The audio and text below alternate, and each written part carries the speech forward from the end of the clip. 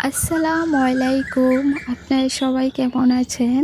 আমিও আল্লাহর রহমতে ভালো আছি। আমার ভিডিওটি কাছে কিংবা দূরে, দেশ কিংবা দেশের বাহিরে যারা দেখছেন তাদেরকে অসংখ্য ধন্যবাদ।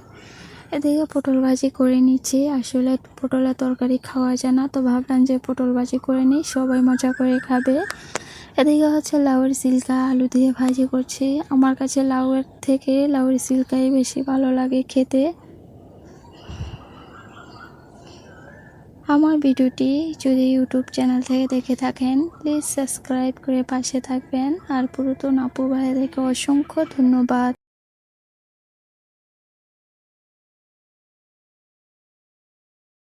এদিকে বিকালবেলা ছাদের উপর এসে দেখি একটা বিড়াল চুপ করে সিঁড়ি কোটায় বসে আছে। তো এটা আমাকে দেখে চুপ করে নেমে যাচ্ছে সিঁড়ি দিয়ে। আজকে আমসত্ত্ব নিতে এসে দেখি আমার কুলাটা এখানে নেই, তো ভাবলাম যে আসলে নাই ছাদের উপরে। তো উপরে উঠে দেখি না, ছাদের মাঝখানে আমের শরী কুলাটা। আজকে শরীরটা বেশি ভালো ছিল না, আরেকটা কুলা নিচেই ছিল, ওইটা দিতে আর ভালো লাগে না উপরে এসে।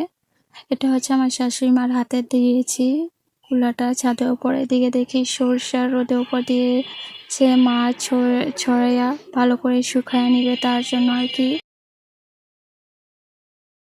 এদিকে ছাদের উপর থেকে দেখতে পেলাম বাচ্চারা পুকুরে ফুটবল খেলছে।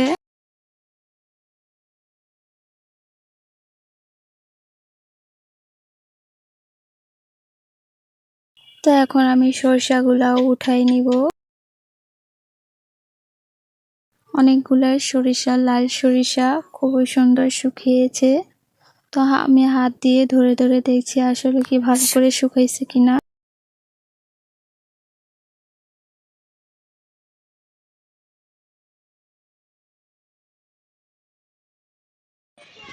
আসসালামু আলাইকুম। আপনারা সবাই কেমন আছেন? আমিও আল্লাহর রহমতে ভালো আছি। এই যে সরিষাগুলো উঠাই নিয়ে যাবো এখন। রোদ্রে ভালো করে শুকাই নিছে মা।